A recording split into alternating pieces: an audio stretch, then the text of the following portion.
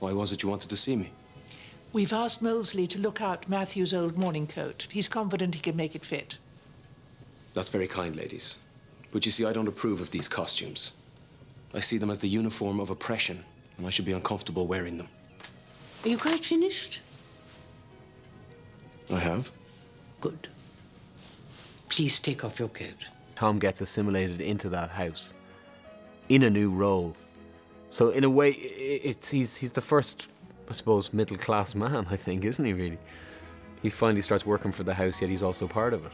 All of Hugh's wardrobe was made for him. The cut of his suits has changed. The suit jacket was high fastening and more boxy, and now the fastening is now 3-button and much lower. He's not moving as quickly as the boys, but there are subtle changes. Oh, do you think I might have a drink?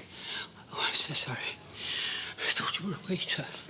Even Thomas, well, he's now a valet, and his look as a valet is much more fashionable than Bates's was. The costume, the rigidity, everything that held him together and held him upright was taken away and was given these dowdy sackcloth. I mean, they're very accurate design. You almost slump in that stuff. It just kind of weights you down. And so the physicality was something very different. It was someone who's defeated. We did look at some very dodgy pictures of various prisoners at that time. You cannot make an entire set of prison uniforms.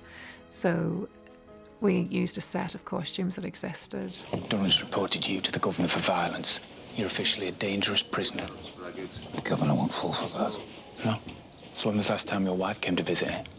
Almost any way you put the camera and in any scenario, you have automatically got a production value because there's not really any other show in the world where everyone changes their clothes 6 times a day. So your wardrobe potential is enhanced. The women are changing their hair for different times of the day and different occasions. So your hair and makeup it has an enhanced production value. And just the place that we're in, it's a precinct drama. Downton Abbey is a precinct drama, but it's just not in a police station or in a pub.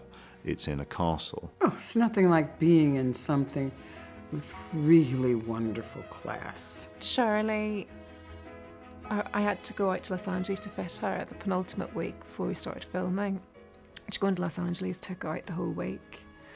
And that's really your most important week of doing. I should have been doing second fittings and things. So I was slightly beside myself. I think it gave me an awful lot of confidence to meet somebody like her and for her to totally respond to what I was doing. I decided that really it's all really about hats and hairdresses and jewellery.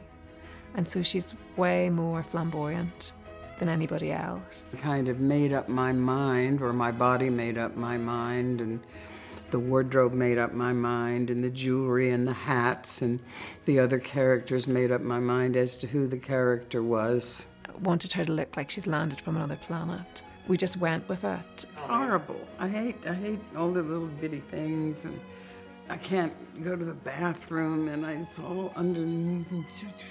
Ugh. But then I look at myself in the mirror, that's not bad.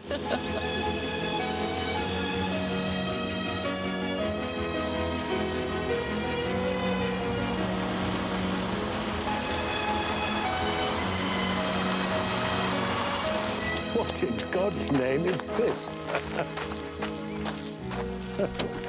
Well, I never.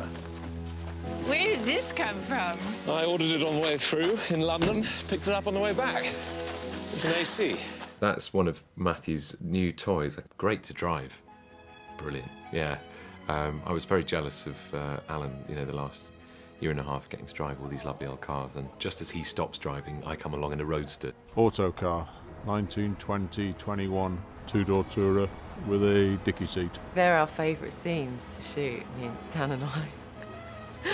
He loves driving that car. It's gorgeous. Yeah, I gave the camera crew a few scares. There's like a mark there that you have to hit, and they're sort of there. And you just sort of pull up, and you're like, yeah. Your car is a lot easier to drive than this. Yeah. But these are more fun. You've got to drive these. It's a beautiful car, beautiful colour. Everything right about it is right. And yes, it's suddenly 1920, and they're enjoying themselves. The war is over. They both loved those outfits and going about in the car, and it was really lovely to see them so sort of happy. I miss that car, yeah. It's very difficult for us to understand, but it's almost as though you and I were given a spaceship. Can you imagine the excitement when they get their first car, their own car, which they drive themselves? You see, tick, tick, tick, they drive themselves. This tells us something about the end of the carriage, where you had to have footmen, you had to have a coachman, and also when you had the old carriage-like cars, you needed a chauffeur to look after it. Now, Matthew has his own car. It signals for a man who's really not interested in having a lot of staff around his life, moving towards a new world where people are driving themselves. The first 3 years are pre-war, during the war, and the third season is post-war. The First World War is romantically described as being the beginning of the end of the English country house and the life that we depict here. We are at the beginning of the end of this world. In the 20s, that suddenly girls who, 10 years before were waiting to be spoken to before they spoke and were sitting there in their corsets and being chaperoned by their mother's maid or something, and suddenly there they were rolling down their stockings and rouging their knees and drinking like fishes. It was an extraordinary sudden adjustment. Attitudes are changing.